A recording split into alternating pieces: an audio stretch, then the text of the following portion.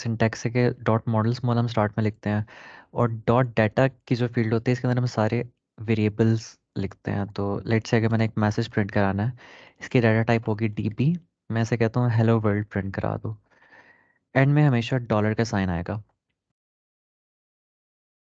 ठीक है। अब डॉट कोड का सेक्शन जो है यहाँ पर मेनली बाकी सारा काम होता है, जैसे फंक्शनैलिटी क्या होनी चाहिए, क्या प्रिंट कराना है, क्या इनपुट लेना है, एक्सेट्रा। तो अगर मैं कहता हूँ इस मैसेज को मैंने प्रिंट कराना है, तो मैं लिखूंगा मूव डी एक्स, हमेशा स्ट्रिंग प्रिंट कराने के लिए डी एक्स यूज़ होता है। ऑफसेट, और आगे किससे मैंने प्रिंट कराना है, मैंने प्रिंट कराना है मैसेज को, तो एम एस जी। अब मैंने इसके साथ साथ ये भी बताना है कि इसका डाटा टाइप क्या होगा, तो मूव ए एच कॉमा, या तो हम यहाँ पर 02 लिख सकते हैं या 09 लिख सकते हैं आउटपुट के लिए। 02 होता है इंटीजर्स के लिए, 09 होता है स्ट्रिंग्स के लिए, तो ये क्योंकि स्ट्रिंग है तो मैं 09 यहाँ पर लिख दूंगा, या फिर 9 सिंपली। और फाइनली इन 21 एज। तो जब ये रन करूँगा तो इसने कह दिया हेलो वर्ल्ड। इसी तरह से इसका एक और सिंटेक्स ये है कि ये लिखने के बजाय मैं अगर यहाँ पर लिख दूँ लिया डी एक्स कॉमा मैसेज, और नीचे फिर वही मूव एज 09 या 9 इन 21 एज, ये इस स्ट्रिंग प्रिंट कराने का दूसरा मेथड है। ठीक है, एक में ऑफसेट यूज़ हो जाता है और एक में डायरेक्टली हम मैसेज प्रिंट करा देते हैं कि उसमें क्या है, लिया यूज़ करके। तो ये दो डिफरेंट मेथड्स हैं। उसके बाद अगर हमने इनपुट लेना हो, तो मैं इस मैसेज को चेंज करके कह देता हूँ कि करे एंटर आ नंबर। ठीक है, तो ये मैसेज में मैं साथ प्रिंट करा देता हूँ कि यूज़र को लिखा है कि क्या मैसेज है, एंटर नंबर। अब यूज़र से इनपुट भी लेना है, तो मैं कहता हूँ टेक इनपुट। तो जब भी इनपुट लेना हो तो हम कहते हैं मूव ए एच कॉमा 01। तो यहाँ पर मैं एक बार लिख भी देता हूँ क्या क्या। अगर मैं 01 लिखूँ तो इसका यह मतलब है टेक इनपुट। अगर मैं यहाँ पर लिखूँ 02, इसका मतलब है प्रिंट आ नंबर।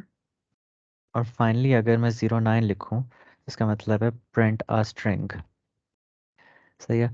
तो अब मैंने इनपुट ले लिया और फाइनली इसे टर्मिनेट भी करना है, तो इन 21 एज। जब भी कोई इनपुट लें तो हमेशा जाके इनपुट स्टोर होता है ए एल रजिस्टर के अंदर। सही है। तो ये ए एच के अंदर हम बता रहे हैं कि इनपुट लेना है, और वो जो आंसर जब भी यूज़र इनपुट करेगा वो ए एल के अंदर प्रिंट होगा। तो चेक कर लेते हैं क्या सही है। मैं कहूँगा मूव डी एल। जब भी कोई नंबर या फिर इनपुट्स को डिस्प्ले कराना है तो डी एल का रजिस्टर यूज़ होता है। तो याद रखना है डी एक्स हमेशा स्ट्रिंग्स के लिए यूज़ होता है, उसके अलावा हमेशा डी एल यूज़ करेंगे। तो मैं इसमें कहता हूँ कि ए एल को प्रिंट करा दो। मूव ए एच भी लिखेंगे, किस टाइप का नंबर है, और फाइनली इन 21 एज। तो जब मैं अब इसे प्रिंट करूँगा तो मैं कहता हूँ एंटर नंबर 6, तो इसने आगे प्रिंट कर दिया 6 को। अब भी ये जो है 6 बहुत साथ जुड़ा हुआ आ रहा है, तो ये रीजनेबल नहीं है कि आंसर इस तरह से हो। तो मैं एक और वेरिएबल बना लेता हूँ मैसेज 1 का। इसमें मैं कहता हूँ रिजल्ट इज दिस। तो अब मैं इस मैसेज को भी प्रिंट करा देता हूँ। तो इनपुट प्रिंट करने से पहले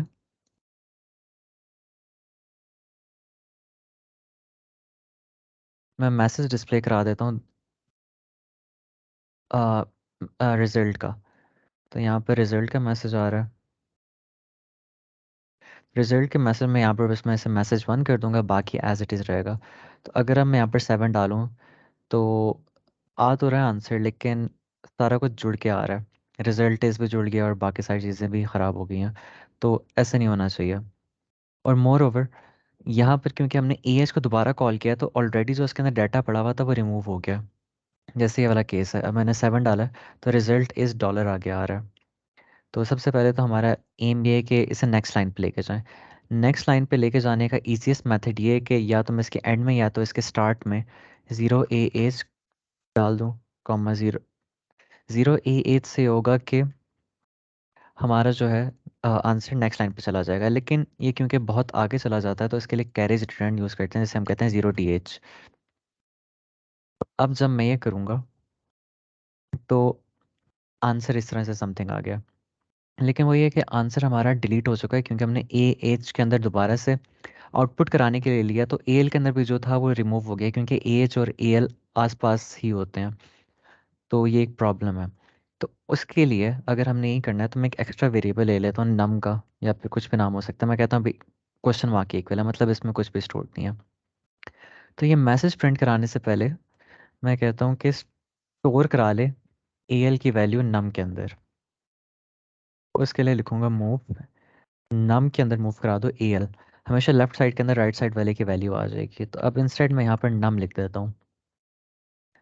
जो हमारा प्रीवियस इनपुट चेक करना था, तो देखते हैं आंसर आ रहा है या नहीं। तो यस, आंसर अब सही आ रहा है क्योंकि पहले जो था वो डॉलर साइन दे रहा था क्योंकि वो डाटा ओवरराइट हो चुका था आउटपुट की वजह से, क्योंकि असेंबली में रजिस्टर जो होते हैं वो लिमिटेड होते हैं, जिसकी वजह से हमारा डाटा जो है वो ओवरराइट हो जाता है इन केस अगर हम कुछ दोबारा इनपुट या आउटपुट करें। तो इस केस में हमारे आंसर जो है वो स्टोर हो गया।